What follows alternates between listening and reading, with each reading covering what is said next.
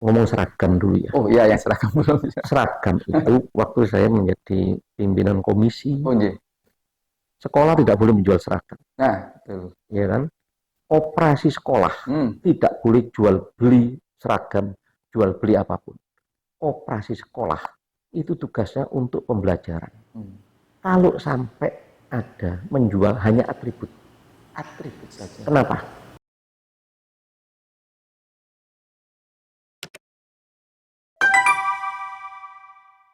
Cek 1 2 3.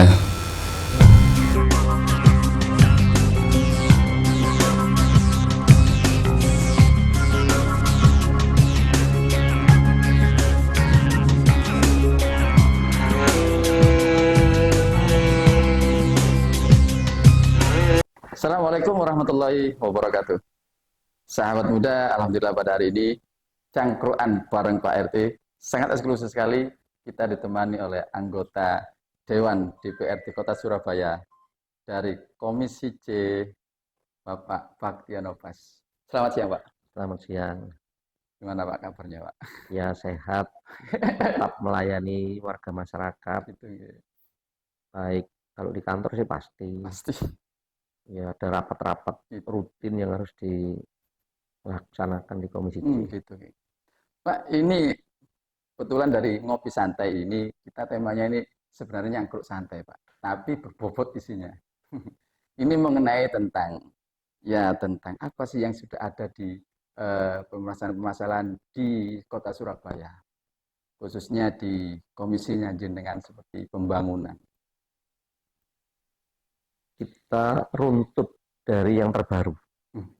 Jadi kemarin itu kita menyelesaikan, tapi belum tuntas sepenuhnya karena ada keluhan warga rumah susun sewa atau rusunawa di Kota Surabaya. Itu dia menjerit karena listriknya yang semula itu subsidi hanya membayar Rp50.000 per bulan, mereka bisa menggunakan untuk 900 watt. 900 watt. Ya, Hmm. dan setelah itu diganti dengan sistem token. Token. Ya, karena ada keluhan dari namanya Dinas Perumahan Rakyat Kawasan Pemukiman yang ada bidang pengelolaan rusun, itu menyampaikan kalau ada warga yang menunggak membayar itu, terus bahkan ada yang tidak bayar. Maka dengan sistem token ini mau tidak mau warga juga harus mengisi seperti pulsa. Betul. Disampaikan oleh dinas kalau nanti ini juga subsidi. Warga juga senang menyambut itu, dan pemerintah kota juga tidak terbebani nanti untuk membayar yang berlebihan. Tapi pada faktanya warga tadi membayar untuk mengisi token itu 3 sampai 4 kali lipat. 3 sampai 4 kali lipat. Ya, jadi ada yang 150, ada yang sampai 200. Dan tanda-tanda kalau habis token yang di rumah tangga biasa kan ada tandanya. Ada sinyalnya. Biasanya bunyi titit. Ya, tapi kalau di rumah susun tidak ada. Sinyalnya semua di bawah. Iya, Di soalnya ruang operator di bawah, terpusat operator, ya, betul. di bawah itu. Makanya kadang langsung mati listriknya.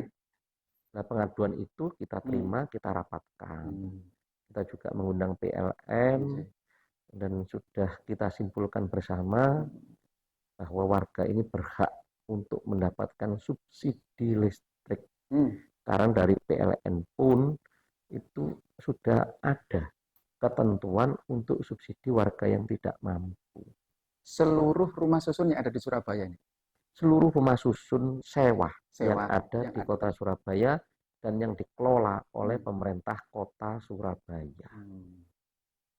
Artinya PLN sudah menerangkan, ya berhak, karena mereka saat ini setelah membayar 50.000 hanya keluar 34 VA. Nah, PLN menyatakan kalau yang subsidi itu 50.000, keluarnya 74 VA. Kan hampir 2 kali lipat. Bapak, maaf sebelumnya. Ini apa sebelumnya belum ada pernah keluhan dari yang sebelumnya atau hanya baru ini setelah ada keluhan terus Bapak mau atau dari dinas ini dari DPRD komisi ini baru mengusulkan seperti ini dari dulu? Ada keluhan warga. Oh, baru ada keluhan Ya, warga. program untuk pindah token ini Hmm, kami anggap juga nanti warga malah lebih ringan. Dan pemerintah kota juga nanti tidak terbebani lagi ya untuk subsidi itu. subsidi. Lebih ringan, pasti Iya, kan? iya, iya. Ya karena dan warga bisa ngontrol sendiri. Iya. Ternyata tidak. Maka ya kami sebagai perwakilan di Kota Surabaya, ya kita undang semuanya. Dan kita beri waktu deadline 1 minggu, semua ini harus bisa teratasi. Karena tidak mudah. PLN baru bisa subsidi kalau mereka kategori warga tidak mampu. Betul, betul sekali. Ini untuk deadline, Pak. Kira-kira untuk program ini kapan bisa terrealisasi? Tergantung dari eksekutornya. Eksekutornya. Eksekutor itu eksekutif. Ya, kita sebagai kontrol. Sudah menampung, sudah kita beri kesimpulan, kita serahkan ke warga, termasuk usulan-usulan warga yang bisa diterima dan diperjuangkan di Komisi C, termasuk oleh PLN. Tinggal kita kontrol lagi. Kita harus tetap optimis dan apa yang dikehendaki warga masyarakat dan tidak menyalahi aturan. Pak, ini saya kok suka sering dengar ngomongnya Bapak ini. Sebenarnya Bapak ini flashback ke belakang, Pak. Ini sebelum ke Komisi C. Ini kan saya dengar Bapak sudah 6 periode sekarang ini. Mau 6 periode nantinya. Sudah 5 periode. Bapak sudah ke komisi apa saja? Seluruh komisi pernah. Komisi. Jadi di ketua komisi pembangunan ini saya pernah tahun 2023 2024 pernah. Waktu itu kami membuat program paving. Dulu tidak ada paving. Itu baru mulai. Dan itu dari pihak eksekutornya itu enggan untuk dia membuat program ini. Karena apa? Lebih cepat dengan cara aspal. Tapi saya paksa waktu itu kalau tidak akan saya tanda tangani, tidak akan saya setujui anggaran untuk membangun jalan-jalan kampung dengan paving. Dengan argumentasi yang masuk akal. Satu, paving ini lebih awet waktu itu. Karena ada standarisasi. Berikutnya, paving juga mudah dikerjakan. Kalau mungkin ada yang rusak, 1-2 bergelombang itu warga bisa. Yang ketiga, fungsi lain itu yang penting. Untuk resapan. Kalau aspal kan tidak bisa meresap, dia harus dibuang ke kanan kiri saluran. Ya, akhirnya jadi tren pavingisasi di kampung-kampung. Termasuk untuk penerangan jalan umum. Ya. Juga waktu itu secara masif kami juga dorong pemerintah kota agar seluruh kampung, gang, kecil, sedang, besar, jalan lebar, jalan apapun harus terpasang penerangan jalan umum. Karena pada hakikatnya warga yang punya sebelum tokennya punya rekening listrik, mereka sudah kena pajak penerangan jalan umum sebesar 8%. Kalau warga sudah memenuhi kewajibannya, tinggal hak warga untuk mendapatkan penerangan di jalan. Pak, ini saya pernah dengar, Pak. Ya dari desas-desus dari teman-teman RT atau teman-teman RW di rumah. Ini ternyata untuk regulasi, ya, untuk aturan pemasangan PJU itu ada minimal lebar jalan. Menurut Bapak, pripun ini gimana? Memang ada. Tapi kalau jalannya tadi hanya setengah meter tidak mungkin. Apa ada jalan setengah meter? Ada. Ya. Jalan kecil, gang kecil memang gang tembusan. Ya, betul sekali. Ya itu tidak mungkin dipasang. Ya, memang ada regulasinya, iya. Tapi kalau jalan tadi ada namanya, jalan tadi ada namanya, betul sekali. Itu harus dipasang. Tidak ada namanya, tapi tadi lebar, bisa dipasang. Apa? Jalan kuburan atau makam. Kan tidak ada jalannya. tidak ada nama jalan, Hmm. itu harus dipasang. Umpama ada nama jalannya, cuma lebarnya 2 meter. Oh, bisa Oh bisa Pak dipasang. ya? Iya, makanya waktu itu jangan Iya. 2 meter, kurang dari 2 meter, tapi ada nama jalannya, harus dipasang. Betul sekali. Waktu itu kami juga diskusi dari pihak dulu bagian yang masang penerangan jalan umum itu, dia keberatan. Dulu ditangani oleh dinas kebersihan. Iya, Ya, iya. sekarang kan dinas perhubungan. Perhubungan. Itu mereka sangat keberatan. Hmm. Karena tiangnya, misalnya ini 2 meter, tiangnya kan panjang. Ya, ini kan Nah, ini. Yang ngomong waktu saya lihat, saudara lulusan apa? Tidak saya sebut. Gelarnya insinyur. Saudara insinyur kok kalah sama sarjana musik sih.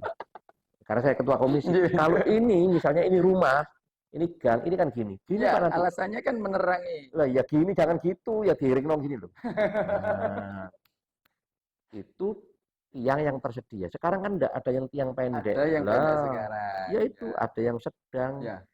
pendek, betul, panjang, betul sekali. sedang tersedia. Waktu itu gitu. Nah, dia nggak bisa berpikir sampai seperti itu.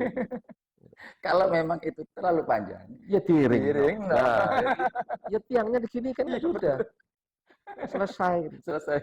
Ya. Atau waktu itu kalau memang tersedia itu dipasang tiang yang pendek. Waktu itu kalau sudah ya, ada. kalau sekarang sudah lengkap sekarang semua. Sudah ada. Sekarang insya Allah sudah banyak dari makanya kota Surabaya dibanding kota kabupaten lain di seluruh Indonesia. Di kota-kota besar pun kota Surabaya jauh lebih baik. Malah kota Surabaya ini barometer. Loh, iya dong, harus seperti itu. Ibu kotanya Jawa Timur. Ya.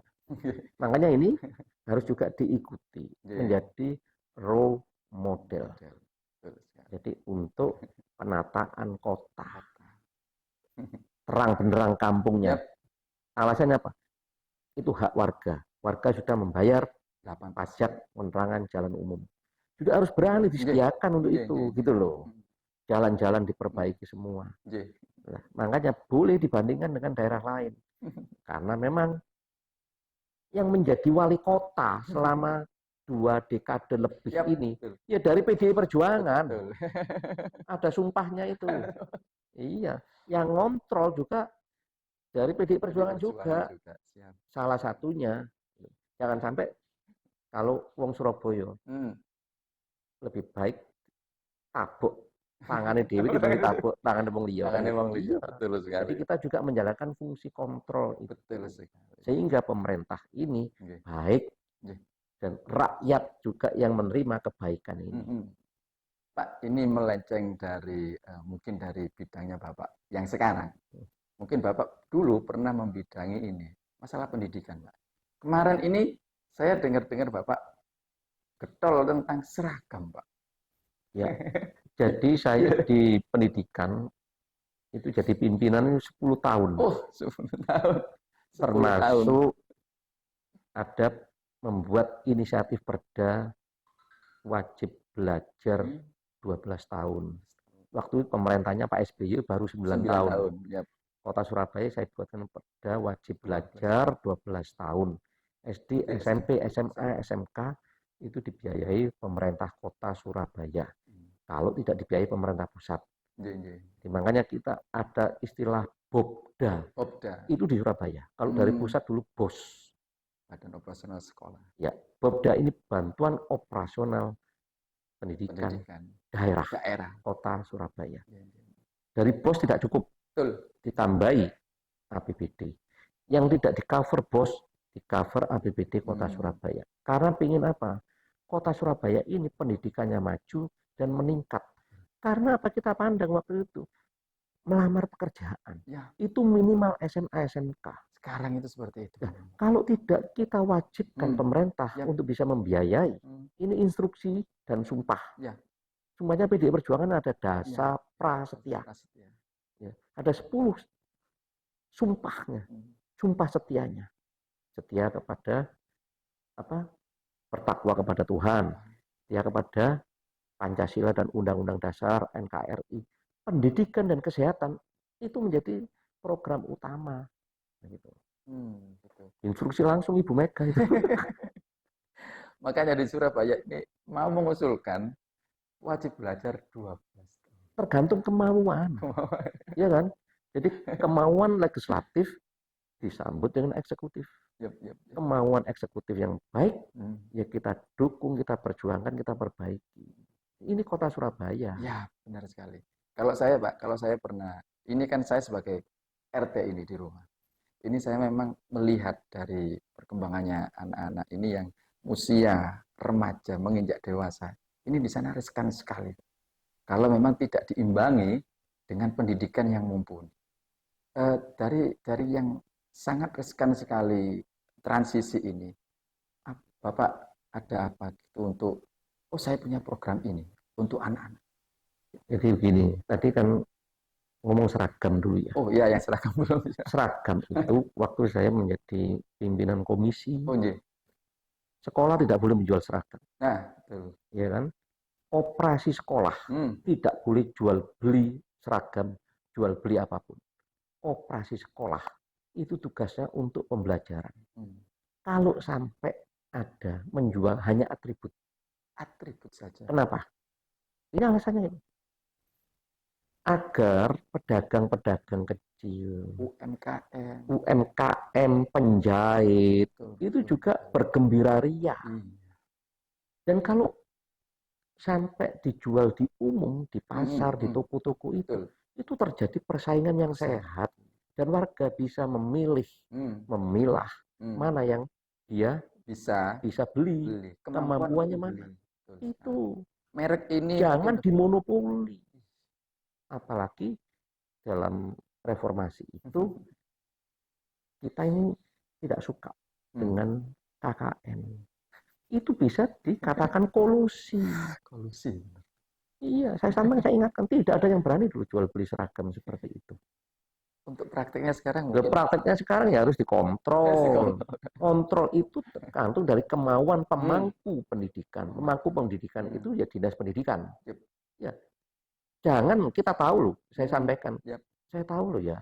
Jangan sampai saudara melakukan ini. Kalau melakukan itu, saya tahu loh saudara akan dapat apa. Ya pastilah.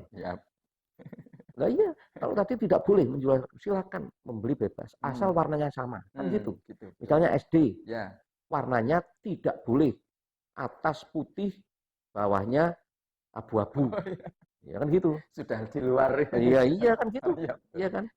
Atau atasnya merah, bawahnya putih, kan tidak boleh. Iya, betul sekali. Standarnya kan sama, pasti tahu semua lah. Kalau SD itu putih, merah, SMP itu putih, abu-abu. Dan kalau juga tidak ada pemaksaan seperti itu, lebih mudah untuk mendapatkannya. Iya, itu bisa dan dinas pendidikan itu juga harus paham. Seperti sekolah-sekolah zaman dahulu. Seragam itu boleh pinjam, ya kan? Tidak ada boleh paksaan, karena seolah-olah paksaan. Ngomongnya sih tidak, tapi kalau diberi daftar harga, itu sama dengan pemaksaan yang halus. Nggak perlu. Biarkan mereka bebas untuk membeli itu. Kecuali memang pemerintah kota membantu warga tidak mampu, baru ada pengadaan untuk seragam. Tapi wujudnya bantuan. Bukan untuk membeli di situ. Iya, kan kita tahu pasti dia ada main dengan juragan-juragan seragam, juragan-juragan kain yang ingin memonopoli lewat institusi pemerintah. Betul sekali. Jadi dari institusi atau lembaga ini dia mengadakan ke satu tempat ini tadi, mungkin ini ada main di sini. Iya, makanya yang saya sampaikan ini waktunya nek wong Surabaya, riyoyon. Toko kain, riyoyone penjahit, riyoyone bakul seragam, kan gitu. Dengan mungkin tidak ada paksaan seperti itu. Sebenarnya dari semua terdampak, Pak, dari ekonomi, pastilah. Jadi itu ada pemerataan perekonomian, pemerataan penghasilan, pemerataan pendapatan dari warga. Dan warga masyarakat senang, penjahitnya senang, oh dia dapat bantuan kain dijahitkan, senang, kan gitu. Jadi semuanya dapat bisa pinjam dulu gitu, saling mengisi di sini. Bapak, mungkin kalau kita berbicara terus, ini ngobrol terus, ini panjang sekali, Pak. Banyak sekali yang pengen saya tanyakan dengan Bapak. Karena mungkin waktunya kita tidak memungkinkan untuk kita lanjutkan. Mungkin ini saja dulu, Bapak. Terima kasih atas waktunya, Ya, Bapak. Karena masih sudah banyak nanti yang bisa betul disampaikan, sekali. program-program keluarga. Program-program, ya betul. Silakan Nggih, dalam podcasting ngopi ini santai, ngopi santai yang di bawah nyangkruk sawareng Pak RT. Pak RT. Nomor telepon saya bisa diberikan, Oh, nggih, siap. dicatat. Ya, kalau ini di bawah sini nanti. Ya, nomor telepon saya Nggih, sampaikan dan siap. nanti di bawah sini Nah, di bawah sini. 081 Hmm, 131 siap. 5483. Iya. Silahkan menghubungi. Dalam keadaan darurat, Yap. saya standby terus. Mm-mm. Biasanya keadaan darurat Yap. itu orang sakit. Yap. Kalau yang lain cukup WA saja. Silakan telepon terus menerus Nggih. sampai saya terima. Nggih. Bapak, terima kasih atas waktunya Bapak karena sudah sedikit memberikan informasi kepada podcast kami Ngopi Santai ini. Semoga informasinya bermanfaat bagi masyarakat khususnya di Surabaya dan umumnya di seluruh warga Indonesia. Bapak, terima kasih. Selamat siang, Bapak. Selamat siang. Nggih. Terima kasih. Terima kasih kepada teman-teman sahabat muda Ngopi Santai Nyangkruk bareng Pak RT. Mungkin ini yang bisa sampaikan. Jangan lupa like, komen, dan subscribe di channel ini. Akan kita sambung dengan tema-tema yang lain dan dengan episode yang lain, mungkin dengan narasumber yang lain. Mungkin ini saja dulu yang bisa saya sampaikan. Kurang lebihnya, saya mohon maaf. Assalamualaikum warahmatullahi wabarakatuh.